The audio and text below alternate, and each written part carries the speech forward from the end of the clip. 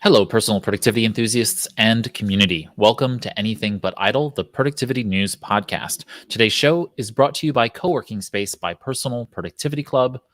I'm Ray Sidney-Smith, And I'm Augusto Pinaud.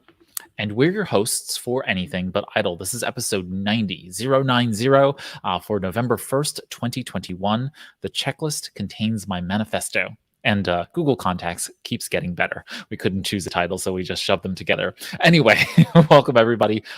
Each week, we review and discuss the productivity and technology news headlines of the week. And this week, we have a special guest. We have Dr. Frank Buck joining us. Most people are overwhelmed by the amount of paper and digital information in their lives. Frank Buck makes organization easy so you can increase productivity, decrease stress, and enjoy life. Global Gurus ranked Frank number 1 in the world in the time management category for 2019, 2020, and 2021. Went for the streak. His career path took him from band director to principal to central office administrator, and now to productivity coach and speaker. And so welcome to Anything But Idle, Frank. All right. Thank you for that wonderful introduction. I'm looking forward to this discussion tonight. Absolutely. You're no stranger to our audience. So if anybody has any questions for Dr. Buck, throw those into the comments. Yeah, absolutely. And we'll be happy to engage and answer any questions that you might have. What I thought we would do to get started today, just because we were trying to decide on a title a little bit in advance of today, we decided to talk about checklists. And October 30th was Checklists Day. And it turns out, from a little bit of research pre-show, that Checklist Day came about because a bunch of planes were crashing, and and they were crashing because of very simple things. People not paying attention to just some pre-flight tasks that, once they were done, allowed planes to fly safer. And so Checklist Day was born. And so I wanted to just quickly touch on some of these items before we got into the productivity articles of the week. But my first question to you all is, how are checklists helpful to you? I'm presuming that neither of you are around flying planes, but maybe you do have your air license to fly planes. But either way, how are checklists helpful to you on kind of a regular basis? Dr. Frank, Dr. Buck, you want to start?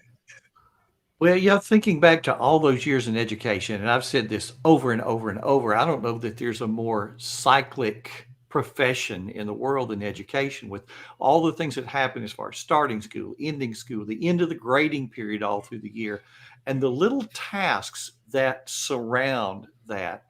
And it's not that the tasks are difficult to do. The difficult thing is to remember to do them all and not let something fall through the cracks. Oh, well, the honor roll didn't get published in the newspaper because I didn't email it to I got busy. I didn't think about it. And that checklist, it takes the thinking out of it. You just go down the list and do it. Done. Don't worry. It makes life easy. It makes life stress-free. Yeah, same here. I have a number of checklists for things that are simple, things that are more complicated. So, for example, the podcast, I prepare Anything But Idle every week. And there is a checklist of what need to be. Hey, do we have the theme? Do we have the feature story? Do we have, what are the apps? And then after, that's the beginning. And then there's a bunch of other things that need to happen for the show and for us to come in here. And then same thing after. Okay, after the show is recorded, there is a second checklist that is all these things that need to happen. And as Dr. Buck said, I don't need to think. So I just can pull that checklist and follow step by step. And checklist has many forms. Yes, it can be a traditional 1, 2, 3, 4 steps, or it could be in many different ways. When we get the backyard done, there is a checklist, and may not be as formal as the podcast, but there is something that there's 3 steps that need to happen before we get into there, and are structured that way. Same thing, take something as simple as take the trash down or out. I take the trash out every week in the morning, but it's my son responsibility to bring them back in after school. And it is on the checklist that even that he have them on to-do as part of his responsibility. It is still something that I check. It's a checklist that I have every Wednesday, and it, my son brought the trash can in. So checklist has many ways, but the number of uses are incredible. And you were mentioning planes, but I remember, I think it was on the checklist manifesto, the book, that they mention about the planes, but they also mention about surgery and Yes. surgeons, and why this checklist begin, or as soon as they start implementing them, they begin saving life and reducing the number of human mistakes in incredible percentages. I read the book many years ago. I don't Hmm. remember the numbers, but I remember shocked by the high, how high was that percentage as soon as they implemented Hmm. those checklists. Yeah, and they reference the airplane sort of stuff. You know, in the Mhm. book, the author says, "Hey, pilots do this. They run through this checklist every time before they leave." And that, that doctors sometimes are offended at having to follow this checklist, like, don't you trust me, don't you trust me.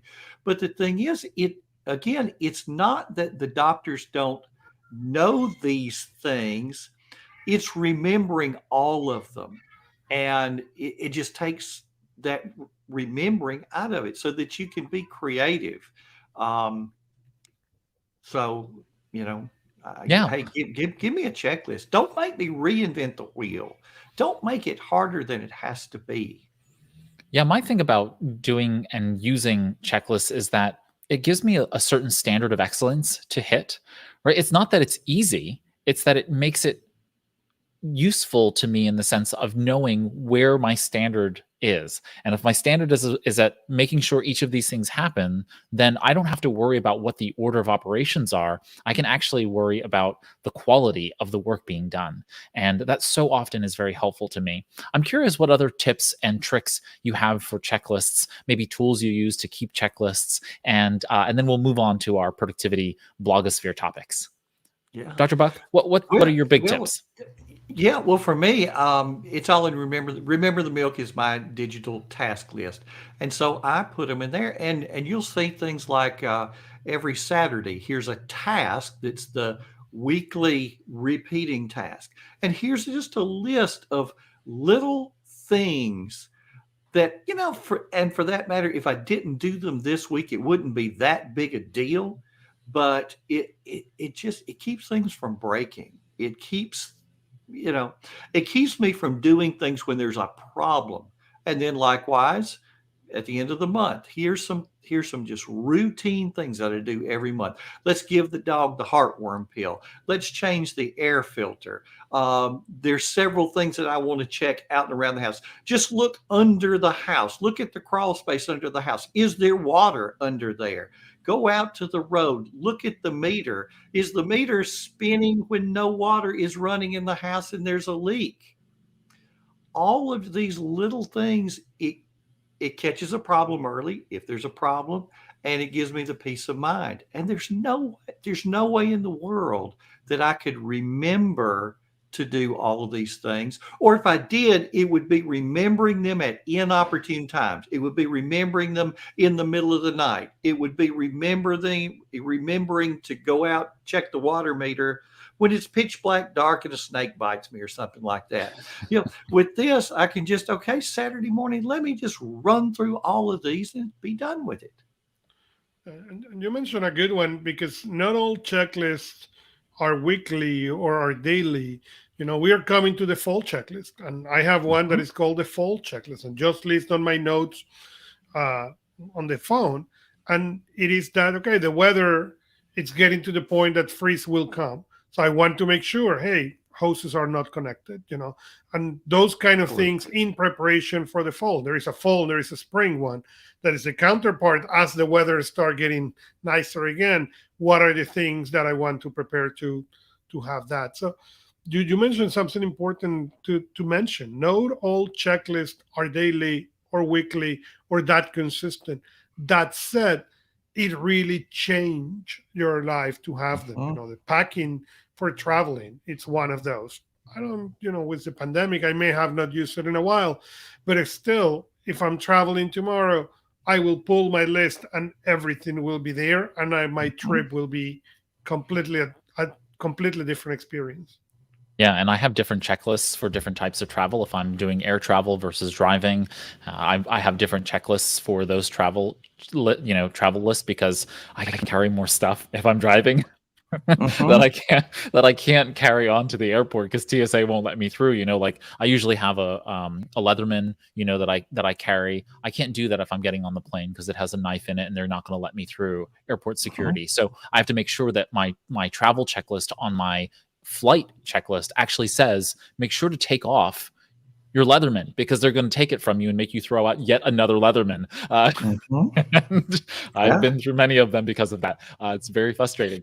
So those kinds of things are very, very helpful to know what to bring and what not to bring, depending upon the context of what you need to get done. Mhm. Yeah. And I'll note that the only other thing I would add to this whole checklist discussion is that I use Google Calendar for certain items and just tracking quick checklists of things that need to be done in a given day. Uh, Sometimes I don't need to track, stack, and maintain them in a task manager. Like a Remember the Milk or a Todoist or anything else like that, because there are things that are coming up over the course of the day, and I want to just be able to quickly track and maintain those items. And so, what I'll do is I'll actually in the calendar say after lunch, there's these 3 or 4 things that need to be captured to be done. And so I'll just create a quick checklist in the day. And it's not repeatable, it's not a recurring kind of thing. It's kind of like a mini task list. But Mhm. I talked to so and so at 11 a.m. By 1 o'clock, I want to be able to answer these kinds of things. And I'll just put an anchor in the sand, anchor in the calendar for 1 p.m. When I get back from lunch. I'm going to do these 3 things. And that helps me deal with those particular items. I also have a Google Calendar that has a dedicated, what I call day reset. And if you've not listened to that episode on ProdPod, you can go to ProdPod and listen to that. But the idea is that your day goes off the rails. You want to get them back on the rails. I actually have a calendar dedicated to it. Normally it's hidden, but when it does go off the rails, I just turn on that calendar and I can see that quick checklist of things that I can do to get myself back emotionally centered and then organized again to say, okay, these things need to be contextually moved to someday. Maybe these things need to be moved to another day, and these things are the things that I can actually accomplish today. That really helps me deal with that perspective when I feel like the day hasn't gone quite the way I wanted to. And so having a checklist even in a calendar format to be able to handle those types of things can be really useful. And so Augusto had mentioned this already, but my book recommendation today was going to be the Checklist Manifesto by Atul Mhm. Gawande. That's a good Being a one. doctor, being a doctor and talking about how checklists save lives is obviously a good thing, but it's actually really useful and practical for everybody else in that sense. So with a little bit of conversation out of the way regarding checklists and in honor of Checklists Day, let's move on to the stories of the week. The first part of the show, we do headlines from the productivity blogosphere podcast space, whatever. And then we go on after the break to covering the technology articles, our productivity resources of the week, and our featured story of the week. And so, Augusto, what is our first productivity article this week? So our first productivity articles come from Scott John, and it's called "The Project Driven Life." And as we were talking about checklists, he talks about projects and how his life is all project based. And he make a distinction at the beginning of the article between goals and projects. And he said, goal for me is the desired outcome, while the project is the action. And I thought that was really interesting discussion. But then he goes more into, okay, life is a series of projects, and the cycle of life of project. And then he mentioned incubation, then action, completion, and then that gave, according to him, those projects live life, depth, and it comes related to his new book called Ultra Learning, and how he explained that in more detail into the book. But I really like the article because recently I moved to Todoist in 2020. In the midst of the pandemic, I left my OmniFocus, moved to Todoist. And recently I noticed that the Todoist do not let you really create a project list. You can have the projects that they have that definition, but it's not easy to pull a list. That was not a problem until I break the magical number. I don't know what was the magical number, but I break it.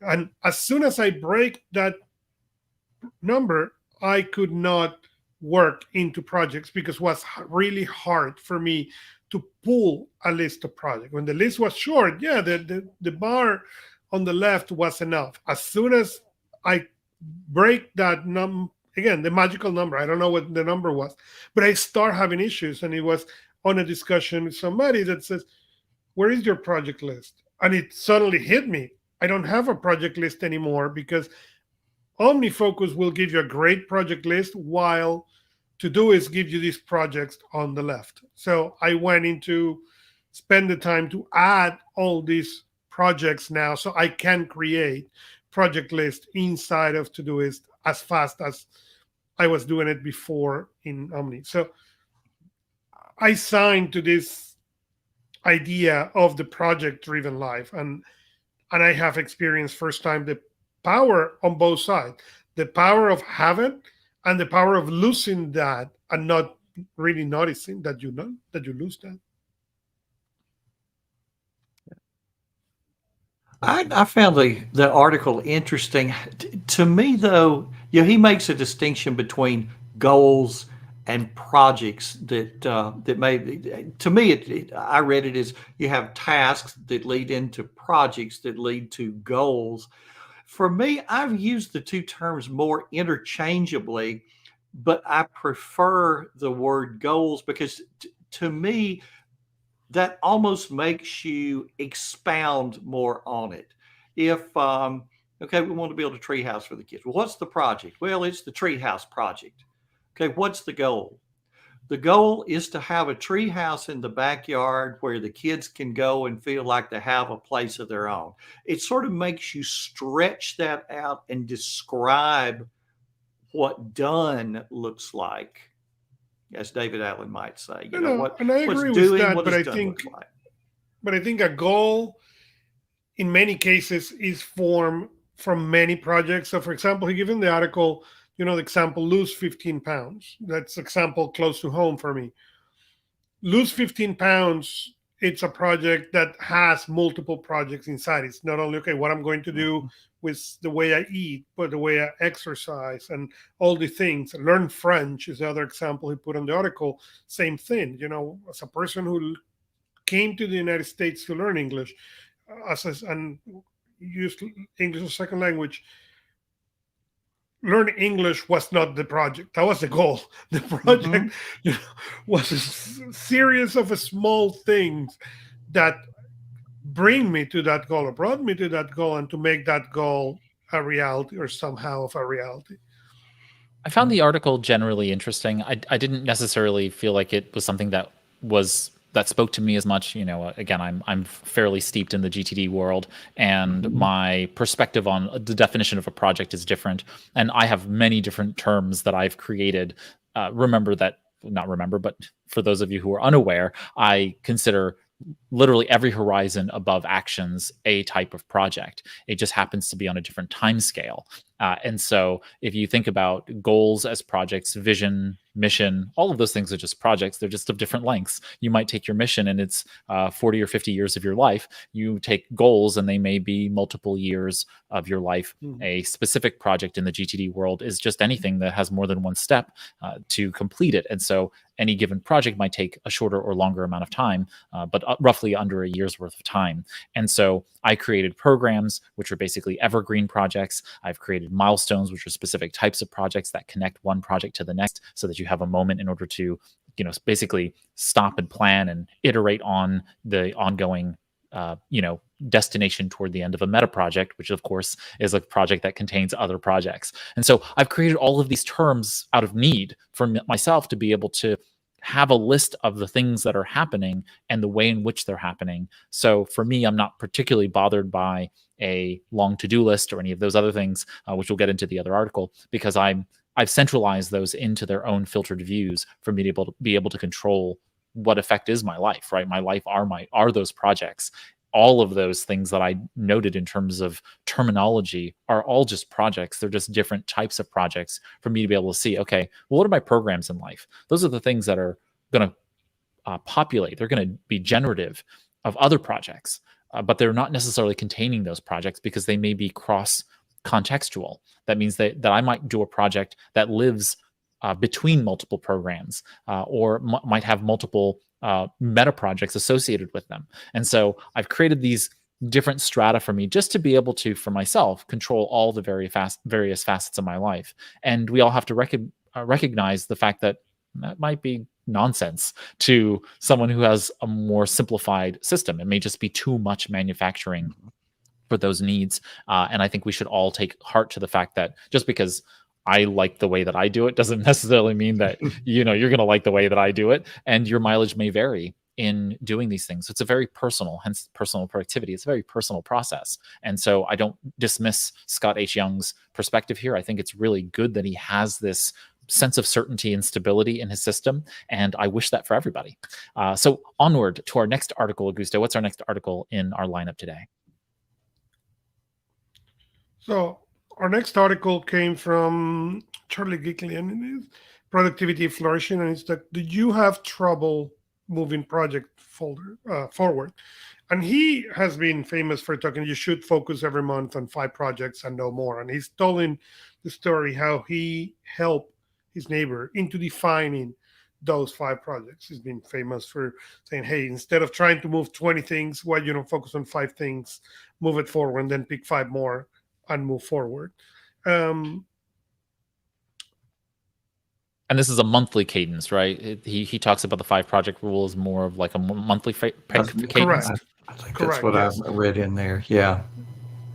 Yeah, he goes every month into picking 5, and then, what are the 5? What are the 5 that are really important, and get everything else on a secondary level.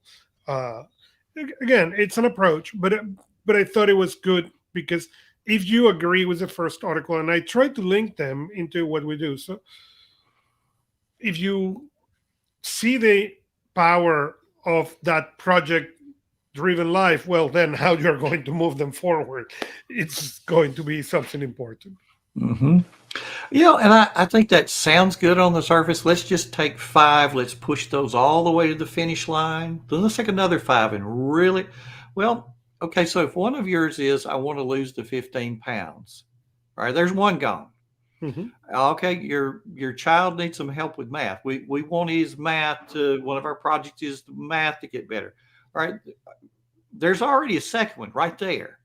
I think realistically, when we look at our lives, and if a project is anything that is more than one action, we got a bunch of projects going on at the same time. So I think what'll happen is, if we say we're only doing the 5, then so many other things just go back up in our head, and they still have to get done. So, I think it's kind of like the old deep work issue. Yeah, deep work, that sounds great. That sounds great. But somebody needs to empty the dishwasher. Somebody needs to mow the lawn. Somebody needs to check the mail. Somebody needs to fill the dog's water bowls. You mean life also happened while you do the life happens. You can't just sit there and just think the deep thoughts and so much. So it ultimately it really does go back to being able to keep a lot of balls in the air. And just like the juggler, he knows how many he has. He knows the position of each one. He gives each one a little bit of attention at the right time. And there's muscle memory. So the more you do it, the better you get at it. And I think that for many people who start out, you start out juggling one ball, right? And you just throw the ball up and you catch it, and you throw the ball up and you catch it. And then you add a second one. And again, it's just 1 and then 2 and then 1 and then 2. And you learn the cadence, but you're also learning soft skills. You're learning these technical skills. You're learning technological skills. You're learning all of these things along the way that once you start becoming a proficient juggler, and I can only juggle 3 balls at a time, although I can juggle many more projects at a time. The fact of the matter is that the more you learn to do those things, the more you learn to create efficiencies through doing some of the more let's call it mundane stuff, to use David Allen lingo, but really much of the repetitive things, like, making the kids breakfast in the morning and getting their lunch together, that's going to be a little bit simpler for you, because if you grocery shop at the same time every week and you know what you're going to be getting for them, then preparing and getting them out the door becomes more efficient the more you do it. But building the treehouse, well, the heck, I've never built a treehouse before, so that's going to take a little bit more energy and time in terms of project management. And what I think that Charlie Gilkey is talking about here are, for me, lends more to those kinds of projects. Whereas I would think about what I would maybe call major projects and say that queue needs to be created so that you can defer other major projects to later. And that if you don't have a complete list of projects, right, for that consistent, cohesive perspective that David Allen talks about in the Getting Things Done practice, you're really ultimately going to struggle. You're going to have more problems if you don't know what you're supposed to be doing at any given time, related to not the immediate actions, but the other things that are going on in your sphere of influence and your sphere of control. So, final thoughts, Augusto? Yeah, and that's where I think this I agree with you. The 5 projects they're great and they're important. That focus is important, but not in the sense that those are the only 5 products. It's more of what you said. These are the 5 products, the main 5 products that, as Steve John was saying, you define those because those are the ones that you think are going to create the bigger impact towards the future, while you still need to do the real life ones. Still need to do the backyard and still need to do the dishwash.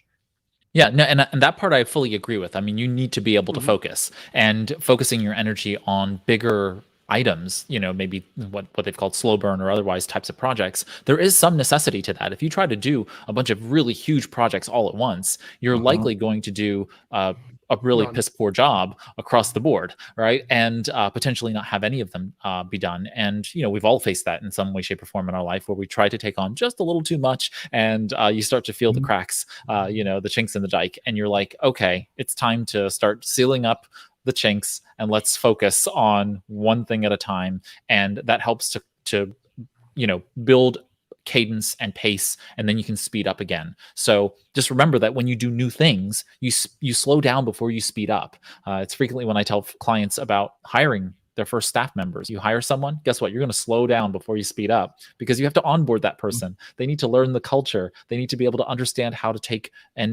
delegated tasks, learn how to do their role, learn the technology in the company. All of those things slow you down in the initial stages. That doesn't mean it's bad. You should never not hire anyone because it's going to slow you down in the short term. It's about the long-term gains. And I think that's the same case with projects. There is an acceleration and deceleration phase for every project, and you need to buffer those in as you make your way forward.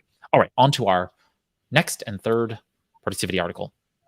So the next one came from Leo Babauta, and it's called Create a Place for Everything That Matters. And as we're talking about projects, you need that place. He talks about, hey, on a physical house, but also he talks about recurring task, about doing their finances, about, focus. You have thousands of browser windows open. You have thousands of messages in 10 apps. But where are the things, and put a place for everything and everything in his place, and how this is important. And when I was thinking about projects, I thought about that again. As I share, my project list crashed and burned recently. So all this is, relevant, maybe in a selfish way to me, because it's okay. I need to come back to rebuild those places where I can go and look at the projects and look at the high-end view of the things and where things are. There are certain things that have an incredible routine in my life. This piece needs to be readjusted so you can get back to that. And that's something that this article gives you a good idea of, and I really enjoy reading it. Yeah, looking at it, a place for tasks, a place for appointments, your calendar, a place for notes that has in it things to read and watch, ideas to consider, research notes and links. And this was interesting. A daily and weekly finance routine. See, I think most people, I would not have listed that one personally, but I think for a lot of people that may be important. A regular ritual to check and reply to messages, wherever those messages may live. Okay, I need to check email. I need to check voicemail. I need to check Telegram. I need to check my SMS messages. It's okay that they come in different places if I know how many places there are, and I have a routine to check and handle everything there in each one of those. Right. I really enjoyed the article, and it just goes to reinforce the consistency of the way in which we handle physical objects and psychological artifacts. And it's a really good thing for us to remember that just because we think of things in our brain not taking up space, they are taking up space. They're taking up emotional and energetic space. And we need to be able to organize those things just similar to organizing your desk. You show up to a desk that's organized, you're going to feel good about starting your day and feeling that sense of organization. And if you organize your brain and what's going on up there, then you're going to feel good about approaching work on a regular basis. Yeah, I think when everything's in its place, so many things are just on autopilot. If my desk is a mess, then before I walk out the door, it's, let me make sure I didn't forget. Did I take this? Did I take this? But when your desk is clear, except for the things that you needed to take with you, then it's anything that's laying on the desk needs to go with me. It almost does it for you. Absolutely. And so with that, we have covered the productivity articles of the week. And so with that, we're going to take a quick break for a word from our sponsor this week, Co-working Space by Personal Productivity Club. When we get back, we're going to cover productivity resources of the week. We're going to cover our technology stories of the week, and then our productivity resources of the week. Then we'll talk about new tools. And I'm sorry, that is our productivity resources of the week. Where's my head? We're going to cover the featured story of the week. Then we'll do announcements and close out. My head is swirling with all kinds of thoughts today. All right, so we will see you after the break.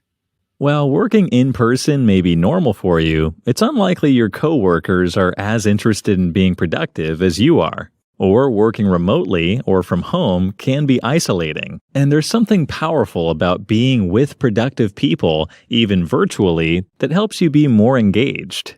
If a flavor of these sounds familiar, Co-working Space by Personal Productivity Club is for you.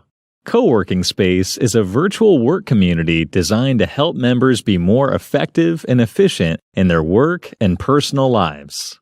At its core, we provide goal tracking and host focused action sessions throughout the week for accountability and camaraderie. Visit anythingbutidle.com/co-working to learn more. Co-working Space lives inside Personal Productivity Club, a digital community for personal productivity enthusiasts, so you can find people who use methods and tools you do too. Again, head over to anythingbutidle.com/co-working to see how Co-working Space can help you be more productive. And now, back to our show. Welcome back, everybody, to Anything But Idle. I'm Ray Sidney-Smith, joined with Augusto Pinaud, and of course, our special guest, Dr. Frank Buck, for this show. And we're going to continue on with our technology articles this week. Augusto, what's our first tech story of the week? You're muted. Sorry. Another computer for your list of hardware to review that you may need get. So the new Asus Chromebook CX9, it's finally on the Asus website. And basically, Asus is coming with a really high-end Chromebook. This is not for the faint heart. This is not your kid $100 Chromebook. This is a really powerful machine, 16 gigabytes of RAM, Core i7. It is really well built. It's $1,000 toy. But no. So this is the Core i5. So it's not the i7. The i7 is $1,149. What they're talking about is the CX9 in the Core i5 version. So this is an 11th gen Core i5, and it's 16 gigabytes of RAM. You still get the same graphics card. You get the same GPU. And it's coming in under $1,000. So you're getting it for just under $1,000. I think this is phenomenal. I am so excited about this laptop. It's a premium laptop. It's really good build, nice aluminum body, and if you're in the market for a premium Chromebook, which I am just really excited to see this CX9 come out. I didn't anticipate it because they did bring out the i7 version, and it's pricey. It's $1149, USD, but you're not going to get that much of a difference in terms of processing power between the i5 and the i7, and it's really the RAM and the GPU that really makes this a rock solid device for everybody. I'm just really excited about it, and I think it's going to be nice. So is this or not? It's on the list. I don't. I'm still, that HP Chrome base. That I've been doing the Goo Goo Gaga over the HP Chrome base, and that just is a beautiful, beautiful device. And really, my Chromebooks don't go very many places. They tend to stay at home with me in the home office, or I'm moving around with them, but not many places. And I think that I potentially would be more suited for the HP Chrome base, but I may get both. So our next news is the first look from Good e-Reader of the Kindle Paperwhite 5.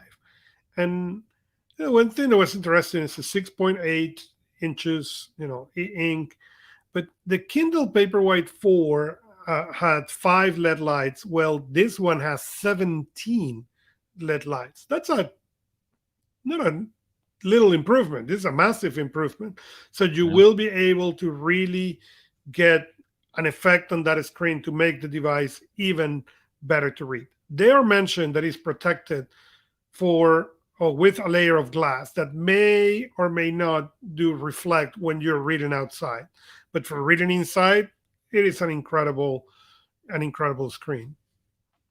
Yeah, I'm really excited about the new Paperwhite 5. I mean, the fact that it just has an incredible amount of storage, and just everything about it is, I think, really, really premium. And so, yeah, I have the older Paperwhite, and I'm inclined to make this upgrade purely because of the, why wouldn't you want that much hard drive space? Why wouldn't you want the additional, real estate, the additional brightness for low light reading? I don't know. I just feel like it's a really nice, clean upgrade for Amazon to have made. Yeah, I need Amazon to release one who will have a pencil and will allow me to do ink and written notes. I will buy that thing immediately. Or make my Paperwhites less quality so I have excuse to update it. I don't have anybody else to hand more Paperwhite devices, so please. You're gonna have to go to one of those non-Amazon readers to get nice styli. You're just not gonna get it out of Amazon. But there is none that will read the Amazon Kindle. That's the issue. Yeah, I want to have the Amazon Kindle and the handwriting. So far, the iPad is the only thing you can do that, but I don't need another iPad in my life. At least that's what my wife will say. All right, onward to our next story. YouTube reveals who will lead in the podcast initiative. The future of Google Podcast is uncertain. And in Canada, finally, YouTube is giving you the ability to do background listening. Just took them. If you're in Canada, you can. If you're in the US, you still cannot. Still, there is discussions about what is going to happen with Google Podcast and if YouTube is going to absorb them or not. I hope not, but still, the news is really that you can start doing the background and how YouTube is trying to go to the next level, to go and attack now that podcast world directly.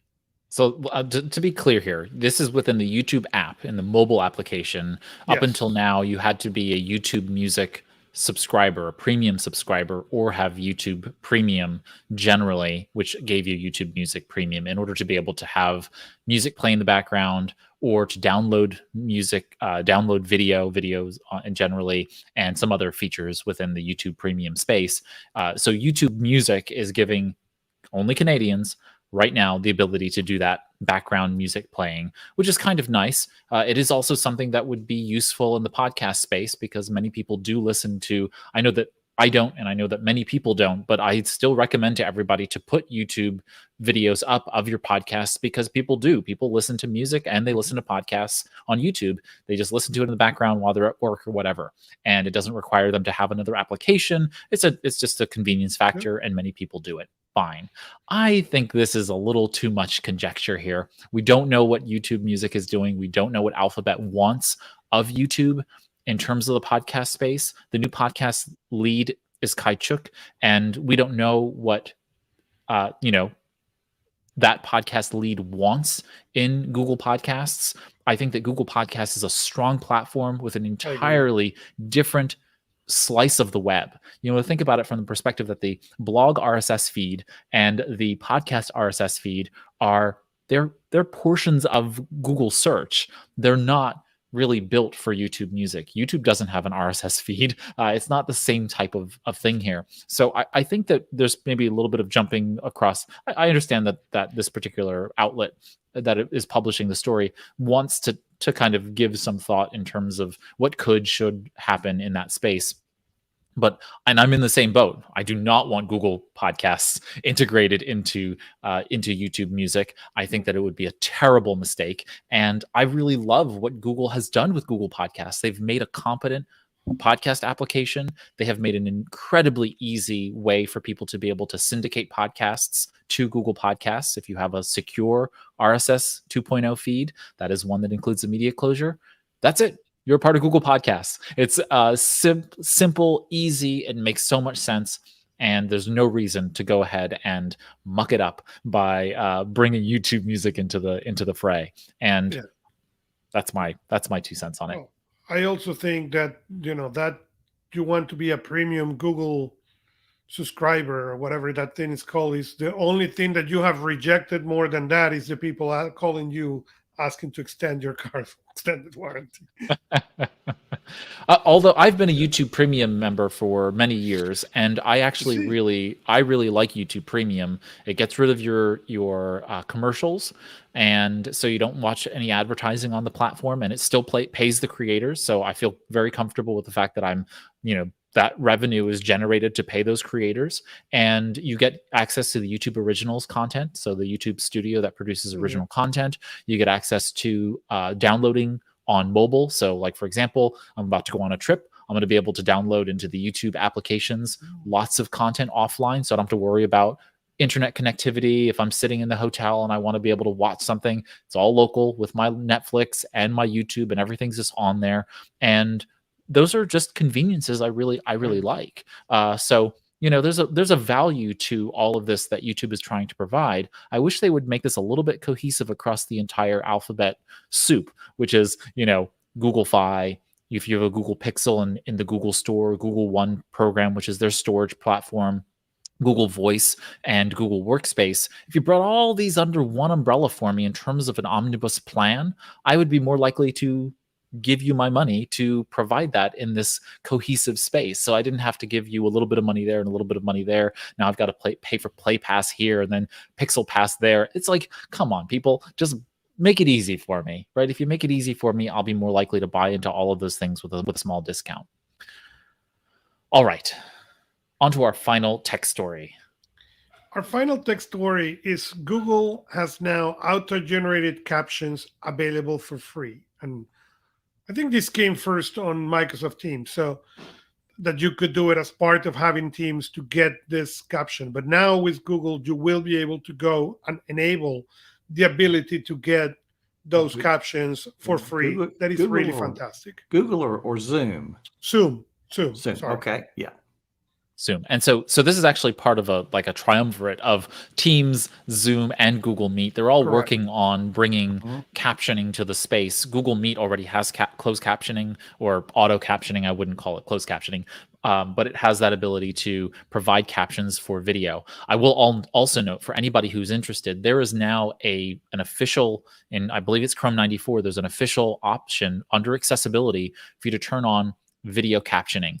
And audio captioning, for that matter. Basically, anytime you have a Chrome tab open on either on your Windows, Mac OS, or Chrome OS, for that matter, really any of the OSs that support Chrome, when you have it on, for example, like we launched up this broadcasting studio, and just because I'm in Chrome, it automatically started showing me the audio coming from it, captions for it. It's really sophisticated, and it's really, really nice to be able to have that auto captioning on screen, and it's doing it live right here in the browser. So it doesn't matter where you're watching, it's always going to give you text. And so this is not just for folks with disabilities. This is just for all of us who want to be able to understand. Maybe you don't understand an accent, or you're just, not really with it at that moment. You could do this in a webinar. You can do this in all kinds of places. But Zoom bringing this to the free accounts. This was available in the paid Zoom accounts. Now it's coming to the free options where you can just enable live transcription. Note, though, that that live transcription then creates a text file that can be downloaded by anybody who attends the meeting. So just not that that's a problem, but you do want to make sure that you are aware that it is creating this file that has a transcript that can be downloaded by anybody in the meeting. I think maybe you have some security settings to be able to stop that, but just be mindful that once you turn it on, then it's available to everybody. And once it's available to everybody, they can download it. It's kind of like the chat. Once the chat is open, you can turn on and off the ability for people to be able to save that chat for offline use. And I usually do, because people are saving all kinds of fun things in the chat and they want to potentially read it afterward, but not every company or business may want that to be the case. So, but I think this is great for productivity, especially when, like say you miss a minute, you step away from the bathroom, you turn your camera off, you run to the restroom, you do a little bio break, you come back, you can like scroll back through the transcript and make sure you didn't miss anything. And you're not having to watch a replay of anything. You can really catch up to the meeting, even when you take a small break away from things. Plus, I'm using them now as meeting minutes for a lot of my nonprofit work. So if I sit down at a board meeting or something else like that, instead of having to take these copious notes for all of these things, it's like, we've taken down the substantial, substantive items that need to be done, but everything else is then in the transcript, and we can actually now add it as an exhibit to it. And so, taking detailed, hours-long, meticulous note-taking is no longer necessary, because you can just jump back to the transcript for those kinds of details. So there can be a lot of time savings in utilizing this feature if you are in Zoom. All right, that takes us to the end of our technology articles for the week, and on to our productivity resources of the week. And so, of course, every week, Augusto and I cull the interwebs for all the various personal productivity, both articles, podcast episodes, and technology articles that we bring to you. And so in this segment, Productivity Resources of the Week, we each bring you tools, apps, or services that we found along our productivity journeys that we think you might like. And so first up is an application called Routine. This is fairly new to me, but I found this to be fascinating. So they call themselves Routine, and they introduce themselves as a productivity operating system for busy people, and they incorporate tasks, notes, calendar, and people all in a single application environment. And so think of this as a competitor to, say, Outlook. You're really seeing new competition come to the fore. Let's see if it will actually play the video. There you go. So the idea here is that wherever you are, you're now able to convert email into tasks, and that will suck it into Routine. And you'll be able to then interact and engage with calendar events in that same way. And so therefore you can say, I want to do a task at a specific day, and then identify when that time is. And just from your inbox, you'll be able to very quickly and seamlessly add those things to the calendar so that it goes there in that space. And then once you're at your calendar, you now see all the things you need to do in your calendar alongside meetings and other appointments that you have. And you're able to actually see the people associated with those things and engage with them as necessary. So you can say, okay, well, these are the things we need to talk about in a meeting. These are the things that need to be done as actions out of that meeting. And it's all tracked in this centralized space inside of Routine. So again, if you don't already have a centralized system in which you want to be able to work, Routine sounds like a pretty nice option. It's new, so of course you have to be mindful of the fact that when anything is new, it could go away. But it seems fairly solid to me in a lot of ways, and I've enjoyed playing around with it in my testing. There's a lot of keyboard friendliness to it, and I like the very clean interface and the connectivity between the tools. That's what I was going to say. The what's interesting for me was the connectivity. It connects already with Asana, with Trello, with Notion. So I hope it gets to connect with others soon. But it was interesting to be being able to do all that. So it was a good app. Yeah. Absolutely. And now I was wondering, does it connect with Google Calendar? Yes, absolutely. It Yep. does. So, Okay. Yeah. yeah. So So it's yeah. connecting to Google Calendar. So you're all of those tasks are being all those calendars are being pulled in from Google Calendar technically. Okay. So you can Yeah. manage it in those spaces and see them across your various systems. And so Mhm. I don't know which calendars it currently supports, but I believe it currently supports Google Calendar, and I'm not sure if it supports any others at the present moment. I would have to Mhm. look that up, but I think it supports Google Calendar currently only. Yeah. To Um, me, that would be the main thing, because I guess if someone was using Outlook Calendar, they're going to use Outlook the rest of the suite as well. That yeah, this yeah. would be for the Yeah, and yeah. so it works on Mac, iOS, and web currently. So it is a bit Macish in that sense, but you can use it in the web. And as it notes here at the top, it is Google only. So it says Google accounts only, which means that it's supporting Google Calendar specifically only right now, and you can integrate with Notion, Trello, and Asana. So pretty interesting application. All right, Augusto, what's your Yeah, sorry, productivity before we resource go this week? there, it will Yeah. integrate with Outlook Calendar as well Oh, as Google okay. Calendar. Oh, interesting. Interesting. So why does it say Google accounts only at the top there? I'm curious, but I don't know, but it yeah, allows you yeah. to integrate Google Calendar according to the documentation. Good to know. Good to know. All right. On to your productivity resource this week, So the Augusto. productivity is nothing new. Parallels, this is the version 17, so it's not a new toy in the market. That said, they have been coming into a series of interesting things with this new version. One of them is the ability to run Chrome OS. The other one is the ability to run Windows 11. So if you are into that paradigm where you need to use different operating systems, this is an incredible solution for you to be able to run on your high-end Chromebook some Windows apps, or in the Mac to run Windows, and have, instead of trying to have multiple devices, you have one device. Fantastic. So you don't need to reboot. You can load up a Windows environment, and on your Apple M1 Mac or MacBook, you can go ahead and run a full-fledged version of Windows, and even it sounds like Windows 11. That's fantastic. Yeah, and even you can play to as if it's a virtual desktop, or you can do what they call coherence, where they hide everything that is not. So you will open the windows and will act as any other Mac running app.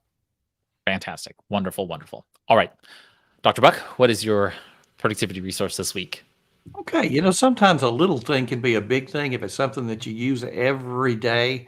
And I don't know how long this has been around, but Chrome tab search that I just ran across a couple of weeks ago. For all of us listening to this, think of how many times you've got all kind of tabs open and you don't want to close them because you might need to come back to them later. And you got all these windows, you got all these tabs. And then you got so much open, you're just confused. And we talked about podcast earlier. This happened to me all the time. I'm listening to a podcast and it's in some tab, and then the phone rings, and I'm trying to figure out where is that podcast playing. I'm trying to find the tab it's in so that I can pause it. So up in the upper right-hand corner where we've always had the little X to close the window or maximize or minimize, there's one more little thing, that little V, and you just click on it, and there's a list of all of your open tabs. So now you're just looking at the list, click the one you want, and bam, it's there in front of you. From the same list, you can close a window. And then there's a third thing. How many times have you closed a window by mistake and then it's like, oh no, I didn't mean to do that. And then you don't even know what URL it was. You don't even know how to get back to that. Well, there's a keyboard shortcut. Shift Control Control T. T, Shift Yeah. Command T on the Mac. Yeah, and so I've told people that all the time. It's a huge that one is a huge lifesaver. But now you don't even need that because one of the things in the list is the tabs that you have recently closed and you can just go back to any of them. So to me, this thing is just a game changer and it's so easy. It's no keyboard shortcut. It's nothing that you have to add. It's just right there for you, upper right-hand corner, the little V.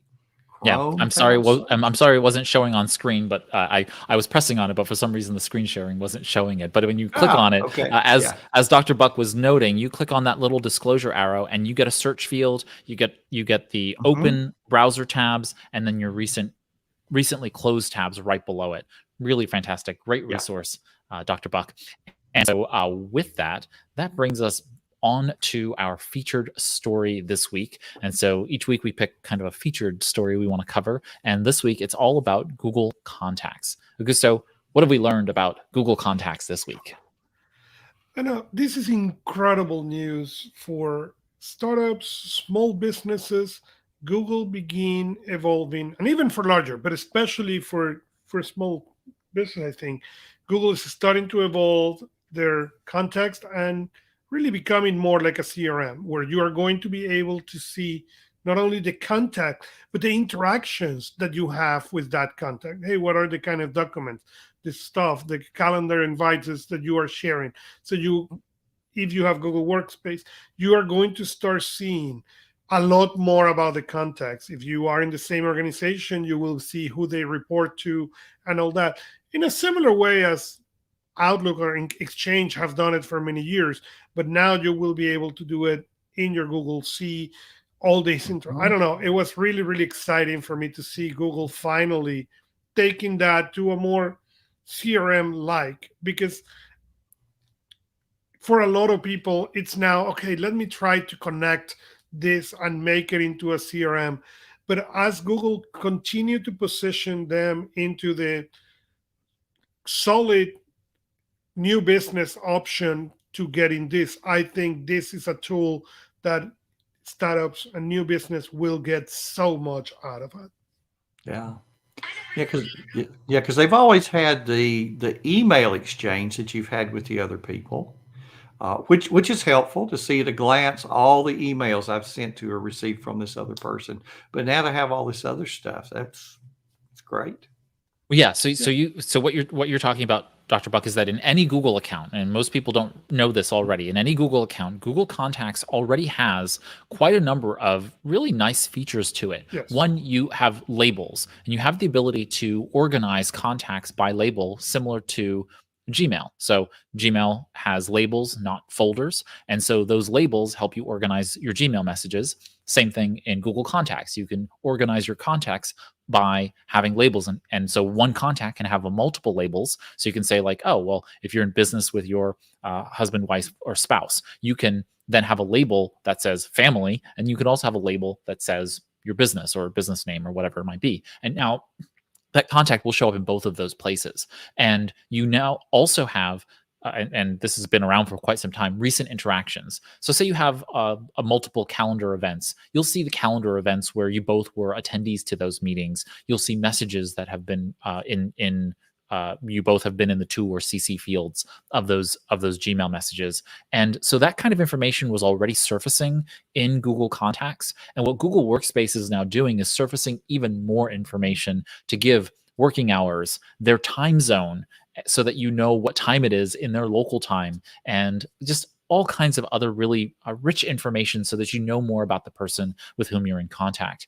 And this isn't a CRM. And I know that we want to kind of jump to that conclusion that somehow Google is going to all of a sudden turn Google Contacts into a CRM. It's really not a CRM, but it really does give you this rich contact-based situation. And for years, I've used Google Contacts as kind of a light dossier where I've been able to, in the notes section of Google Contacts, just keep all kinds of information, like Dr. Buck's young little dog, Brandy, right? Like I know Brandy's name because it's in my Google Contacts note. I have that in there for him. And so it's just like a place where when I get a phone call from someone, I can go ahead and look at those kinds of contact information pieces. And, like I have a brain like a sieve. So, wanting to remember details like that, I don't need to. I have an external mind. I have this extended mind, so to speak, by virtue of using Google Contacts and Evernote to some greater extent. Yeah. But Google Contacts is really powerful there. Yeah, take something that's a weakness and make the weakness irrelevant. Think how many people you talk to them twice a year and you can never remember their children's names or the spouse's name. Well, put it in. I like to do it in Evernote, but same thing here. You can do it in Google Contacts, and then when the person calls, you just pull that up, and there's there's the information about what you talked about last, so that you can follow up. How's your wrist? I know last time we talked, you just had an operation on it. How's all that going? I don't remember all that stuff. Exactly. Yeah. It's so helpful. And like Google Contacts has a whole bunch of other features in it. We can go on all day, but I will note that the other really great feature that it has is deduplication. It's called Merge and Fix in the most recent edition. But if you have lots and lots of contacts like I do, I have thousands of contacts in Google Contacts. All I have to do is click on Merge and Fix. It will go through all of the contacts, identify people who are the same individuals or likely the same individuals, and it will present them to me and say, hey, would you like to just get rid of some of these duplicates? And then it merges all those details together so that you have one contact for each individual, as opposed to having 5 and 6 with a work email here and a phone number there and a personal email there and a home number there. Just gets it all together into one place. And the thing is that you don't have to live in Google Contacts to use it. You can just import your contacts into Google Contacts, do the merge and fix, and then export those bad babies, bad boys, bad girls, whatever, all of them to whatever contact system you use. So you can just use it for temporal deduplication as well as a backup. So that, say that you're in the Apple ecosystem, you just want a backup of your contacts every 6 months, once a year, whatever. Just take them all, export that to a CSV, import them into Google Contacts, and now you have them all there for you in that sense. I like doing that the opposite direction, but however you do it, I like to just download a contact database so that I have it just in case something were to happen in the future. All to say that Google Contacts is becoming more and more powerful, and of all things in our lives, our contacts are really a representation of our interpersonal, our social worlds. And so Google Contacts has been a central part of my own personal productivity system. And it's great to see that now on the workspace side, they're giving some love to it and giving it more attention in that way. And it is important to mention for people, it is a great place to search information. If you're a parent, you have kids, okay, and you don't know the name of the parents of your kids' friends, okay, sorry, the kid, okay, and so this is a great time to put on those notes the name of the school. In my case, my daughter swims, so when it's contacts that are related to the swim, I put the name of the team, so that way when she went to the house off and my brain goes blank and I cannot remember the parents, the kids, or anything, I can go and now, type the name of the school or the name of the swimming team, and that will now give me a much shorter list to remember that. And even when I put, so-and-so, and I put in parentheses, so-and-so mom, so-and-so dad, so I can remember who they are. So not only you can get really critical information for work, really critical information for relationships, but also information that are going to make your life way easier. Okay, you opened up Pandora's box, Augusto. So another thing that I've done for years in Google Contacts is that Google Contacts pulls profile pictures from people's Google accounts. So this is so helpful when you have people that you have not met before in real life, and you just don't know what they look like. And so you're just like, who am I going to meet? Many times their profile image will pull in if they have one published. And it's so helpful because you're like, I don't know who I'm going to meet. And then you look at the Google account and it shows their profile image and you're like, whew. Now, when I walk into the cafe or to the restaurant, I'm not walking up to this potential business client without knowing what they look like. And so it's saved me on several occasions where I'm just like looking around the room and I'm like, wait a second, this person doesn't look like the name I presume they're supposed to look like, whatever that, presumption is or assumption is. And so I'll open up my Google Contacts and open up the Google Contact and then look to see if it pulls in a Google Contact image. And I'm like, oh, that's the person, sitting at the bar or waiting in the lobby, and it's helped me on so many occasions. So Google Contacts has that additional benefit that I think, across the board, you have all these little things that make up something that is very, very powerful, that I think is it makes it a must-have application for me in my world. Any final thoughts about Google Contacts and its recent updates? No? Good? All right. That closes out our featured story this week. Augusto, we at least have one announcement we wanted to let folks know about. Yes, we ClickUp just got a valuation of $4 billion after they rise a 400 million round. And it is exciting to see how many now productivity applications are getting into these valuations, are getting into these big games, because for many years, a person who has followed productivity, we are now seeing how productivity is getting an important place in these portfolios and in these investments. And I think it's something really incredible. Yeah, it's been part of ecosystems. Apple, Google, Microsoft have really commanded productivity software. And now we're seeing independent companies starting to get as many different variations of seed round funding, Series A, Reg A, loans, as well as Series A funding rounds. And that's really exciting to see. And I think that's something that we'd like to cover more. So if you come across any stories of that kind of nature, the financial side of productivity, we're starting to see the industry mature in a way that I think is very powerful. ClickUp 10 years ago would have never been able to muster a $4 billion valuation. Notion, same thing. It's raised a considerable amount of money now, and this is in the kind of wake of the forebears. Evernote was really that first unicorn status startup. From there, we had Asana and Trello. Trello was a part of the larger, kind of conglomeration of Atlassian. So it really was underneath that umbrella.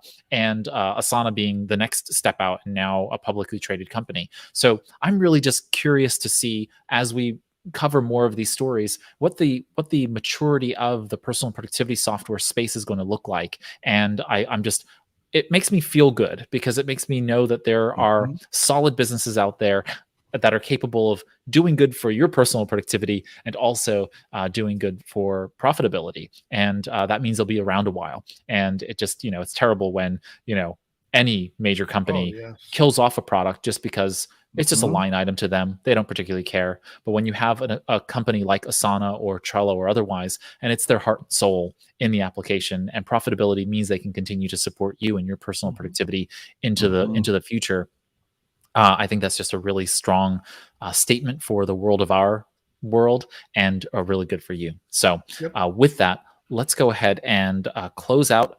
Dr. Buck, I really appreciate you joining us, as always, on Anything But Idle. Always a pleasure. Thank always you, a pleasure to be here, guys.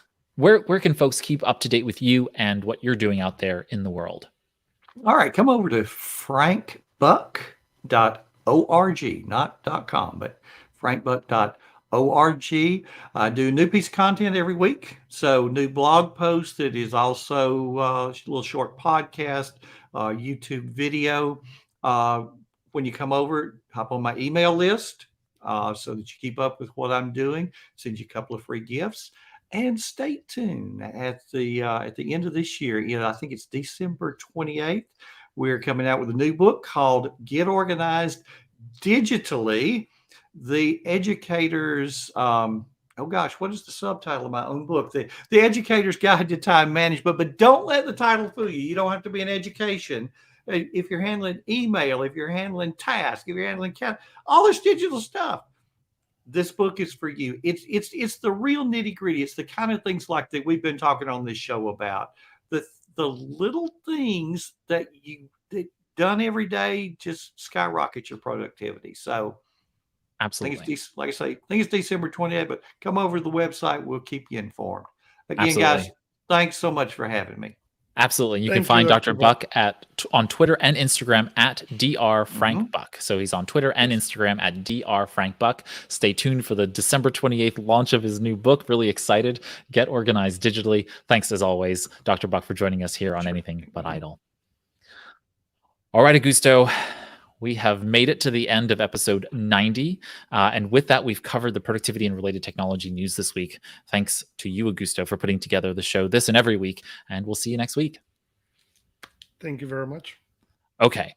On anythingbutidle.com, that is our website, you'll find our show notes with links to all the stories that we've covered today, tools of the week, our productivity resources of the week, some extra stories we didn't cover because we just don't have the time. We have text transcripts that are readable on the page. You can click on the read more link and it'll expand it, and you can read it right there while you listen and watch the show. You can also download it as a PDF. There's a link below that read more link. You can download the PDF, take it offline, and go ahead and read it and listen while you're away from your desk or computer or the internet. After surveying our show notes, please let us know if we've missed a story, because it does happen. You can go ahead and leave a comment. You can also tweet or DM us at anythingbutidle on Twitter, and you can use our contact form on the website. So go to anythingbutidle.com, click on contact. You can go ahead and shoot us a message and let us know if there is anything else that you wanted to comment or ask us about. You can also join us in Personal Productivity Club. That's the digital community dedicated to personal productivity enthusiasts, technologists, creators, all of you folks doing personal productivity stuff in the world. We have a specific group dedicated to anything but idle there. So if you want to, you can head over to anythingbutidle.com/community, and you'll be able to sign up immediately right there and join the community and join the Anything But Idle group that is in there for that. All right. If this is your first time watching the live stream, hit the subscribe button next to our name. That'll go ahead and get you notified when we do go live weekly. And if you're listening to the podcast, feel free to add us to your favorite podcast app. That really helps us grow. It helps you to get the podcast episodes downloaded for free every week when we do put those out. If you've enjoyed spending time with us or listening to us today, feel free to leave a rating or review in Apple Podcasts or Stitcher. Click the thumbs up icon on YouTube. Go ahead and rate or review us in the podcast app of your choice if it allows you. Your compliments help us reach more of the personal productivity community. And so thank you for doing that. Thank you for the ratings we've received. Thank you for the feedback and all. With that, we will see you all next time on Anything But Idle. Here's to your productive life.